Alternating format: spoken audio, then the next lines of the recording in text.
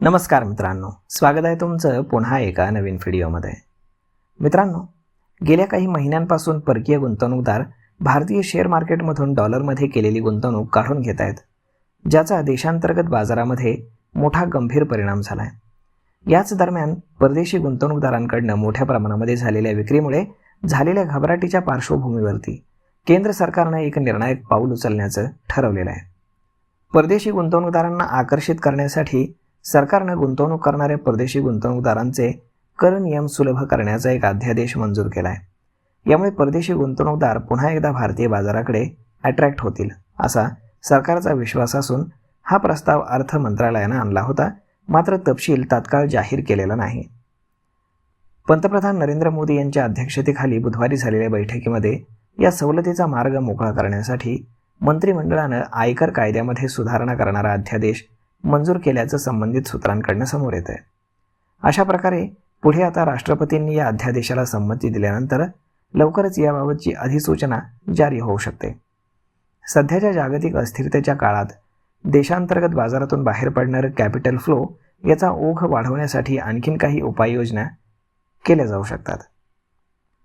सरकारच्या निर्णयाला एका हेतुपुरस्सर धोरणाचा भाग मानलं जात आहे, ज्याचा थेट उद्देश हा परदेशी गुंतवणूकदारांवरील गुंतागुंतीचा कारभार कमी करणं आणि त्यांना भांडवल भारताबाहेर नेण्याऐवजी भारतातच गुंतवणूक करण्यास प्रोत्साहित करणं हा आहे.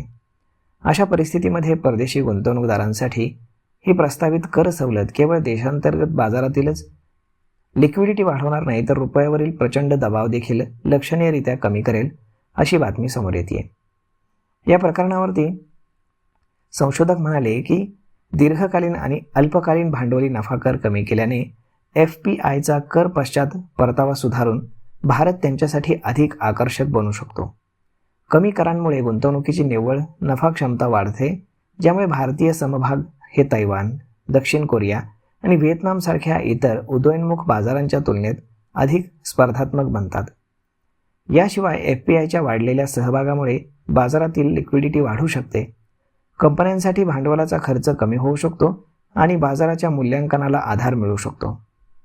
परंतु मजबूत कमाईतील वाढ, स्थूल आर्थिक स्थिरता आणि धोरणात्मक निश्चिततेचा पाठिंबा असल्याशिवाय केवळ कर कपातीमुळे भांडवलाचा ओघ वाढू शकणार नाही असंही सांगण्यात येते.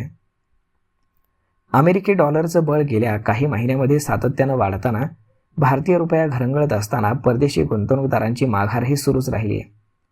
साल 2026 परदेशी गुंतवणूकदारांनी भारतीय शेअर बाजारातून पैसे काढण्याचा विक्रम केला आणि यावर्षी प्रत्येक तासाला सुमारे 400 कोटी रुपये काढून घेण्यात आले.